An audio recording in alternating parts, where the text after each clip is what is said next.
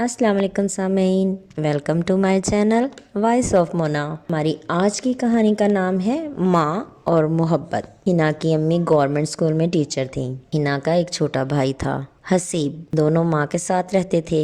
हिना की अम्मी का नाम खुदीजा था। वो एक बावकार खूबसूरत औरत थी, बहुत मेहनती, अपना घर अकेले चला रही थी। उनके चेहरे पर बहुत रोब और दबदबा था। हर कोई उनसे मुतासिर हो जाता। मियाँ का इंतकाल हो चुका था। का एक भाई अमेरिका में था। घर अपना था, सरकारी नौकरी थी। जिंदगी खूब मजे में गुजर रही थी। सारा दिन मसरूफ रहती। स्कूल, ट्यूशन, उन्होंने खुद को इतना मसरूफ कर रखा था कि आना जाना मुश्किल हो गया था। बच्चों से बेपनाह प्यार करती थी। बच्चों की भी कुल कायनात उनकी माँ थी। खुदीजा बहुत सारे लोगों से मिलती।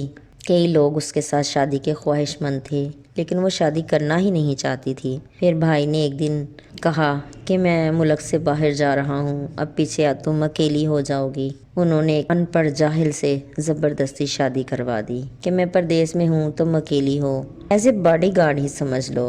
लेकिन उनको पता नहीं था कि ये बंदा अपनी औकात भूल जाएगा। उसने कुछ अरसे के बाद खुदीजा को तंग करना शुरू कर दिया। वो बच्चों के लिए कुछ लाती तो भी लड़ाई करता। खुदीजा की सारी मोहब्बत बच्चों के लिए थी। उसने भाई को फ़ोन किया कि ये मुझे किस अजाब में डाल गए हो, ये बंदा तो इंसान कहलाने के लायक भी नहीं है। फिर भाई ने समझाया कि मैं जल्दी आऊँगा, तुम परेशान मत हो। फिर भाई वापस आया तो खुदीजा के मियाँ को बहुत बड़ा जनरल स्टोर बना के दे गया और कहा कि लड़ाई झगड़ा नहीं करना। लेकिन वो फिर बाज नहीं आया।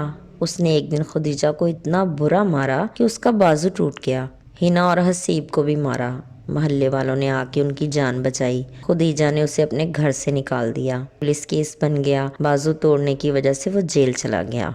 फिर भाई वापस आ गया। उसने कहा, बहन मुझे माफ़ कर दो, मुझे क्या पता था कि ये शख्स ऐसा होगा। खुदीजा ने कहा, इसको कहो कि अपने गांव चला जाए, मुझे इसकी ज़रूरत नहीं है। भाई ने उसकी ज़मानत करवाकर उसको उसके आबाई गांव भेज दिया। फिर खुदीजा अकेली बच्चों की परवरिश करने लगी। हिना को एफए करवाया। हसीब ने मुश्किल से मैट्रिक ही किया। हिना भी माँ जैसी ही थी, बहुत खूबसूरत निकली। खुदीजा बच्चों को साथ खुश थी।